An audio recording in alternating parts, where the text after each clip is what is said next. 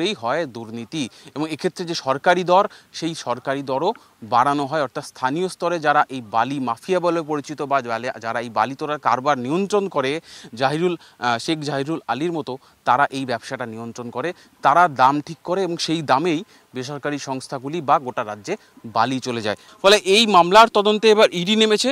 ED তদন্তে নেমে যারা স্থানীয় স্তরে এই ঝাড়গ্রাম জেলা সুবর্ণরেখা সংলগ্ন এলাকায় যারা স্থানীয় স্তরে বালির কারবার নিয়ন্ত্রণ করে, তারা কিভাবে দুর্নীতিতে যুক্ত, কিভাবে করছে কারবারটা, সেটার তদন্ত করছে। তার পাশাপাশি যে বেসরকারি সংস্থায় বালি যাচ্ছে তারা কিভাবে এই গড়মিলটা করছে তার তদন্ত করছে এবং সেই তদন্তেই রাজ্য জুড়ে 7 থেকে 8টি জায়গায় ইডির তল্লাশি চলছে, যার সূত্র ধরেই ঝাড়গ্রাম জেলায় এই মুহূর্তে 5টি জায়গায় তল্লাশি চালানো হচ্ছে। তার পাশাপাশি কলকাতাতেও তল্লাশি চলছে ইডির।